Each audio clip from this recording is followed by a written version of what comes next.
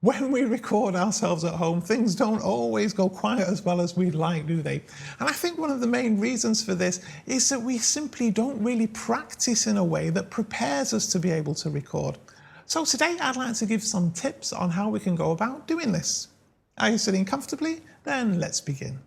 I've been recording myself for some years now, and I think I suffer, like many people, from what I call red light syndrome, which is basically I press the record button, my fingers turn to jelly.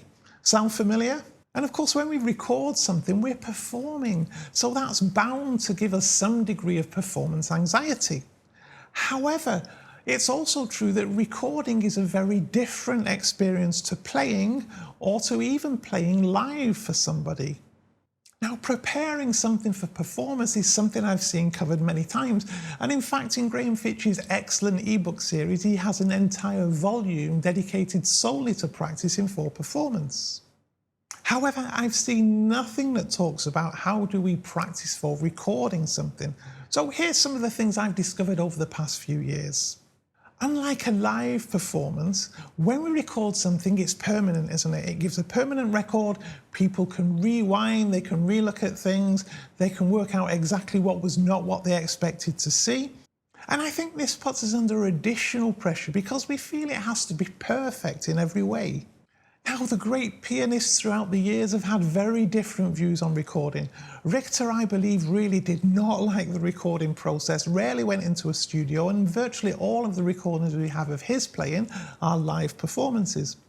Rubinstein, on the other hand, loved the recording process and spent a lot of time in the studio and produced a great catalogue of studio recordings. And ultimately, the recording process doesn't just have to capture an accurate representation of what we played. We can look at it as an opportunity to try and produce something that's the very best we possibly can. I mean, I saw a video of Rubinstein on YouTube where he was basically re-recording sections of pieces that he was working on where he wasn't as happy with them as he could have been. Lang apparently, when he recorded the Goldberg variations, recorded each one of them 5 times so that he'd have enough material for the edits later. Now, clearly, there are times when a recording needs to be unedited, aren't there? I'm thinking of things like competitions and exams, maybe. However, when we do record something, if we're not very happy with it, we can basically restart, can't we? But we can also take it further, and we can restart from partway through a piece easily enough too. And this fundamentally is the major difference between recording something and performing live. Now, when I learn a piece of music, I always learn it in sections, and if you see my tutorials, you'll see the way I break these down. Now, in reality, if we need to play something live, this idea can sometimes give us slight weaknesses if we've not spent enough time adding these sections together and stitching them together properly. However, when we're recording something, it's actually an advantage to us.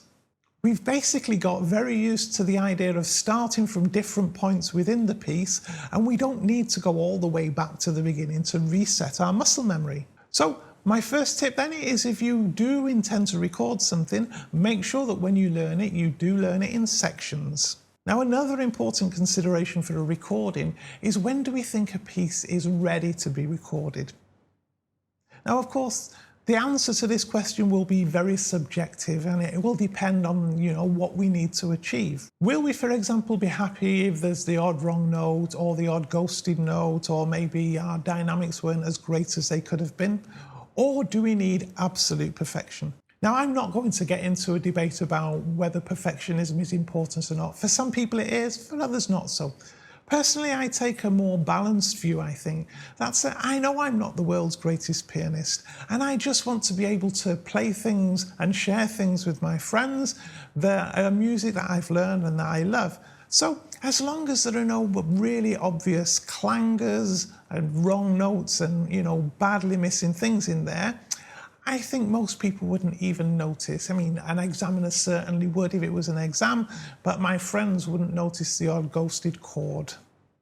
Now, I'm not going to say I'm right or wrong taking this approach. You need to decide for yourself what's important to you. Just remember that when you're practicing, you need to practice with this in mind. Now, the next thing is that before we try to record, we need to actually practice recording. Now, if we are practicing for a live performance, we've got to get ourselves into the habit of playing through anything that goes wrong, not trying to correct mistakes, just making sure we can recover from them and get to the end of our piece. However, when we're recording, this is not necessarily the case. We do have the option of stopping and going back in time and restarting from somewhere else.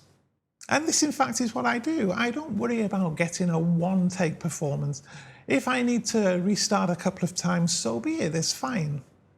However, this is something that habitually is not the way I practice. If I get to something where it's wrong, I will stop and I will work on fixing that issue. So for maybe a week before I want to record something, every day I'll do a dry run recording. So I basically get out my microphone, plug it in, and I'll intend to get enough material so that I'd be able to do an edit of that later and produce a piece. By this, what I mean is, given I've learned something in sections, let's just say that my piece has got 3 different sections. As long as I've got each section recorded in a manner that I'm happy with, I can actually stitch these 3 together into a finished performance on my computer later. So as I'm recording, I think of each section as a restore point. So let's say I get halfway through the second section and I don't like something, then I'll go back to the start of the second section, not the beginning of the piece, and I'll restart from there. And I'll then do this until I get to the end of the piece and I've got all 3 sections that I'm happy with. Now, you might be extremely surprised the first time you try this, that you could spend 20 minutes just getting enough material for a 3-minute recording.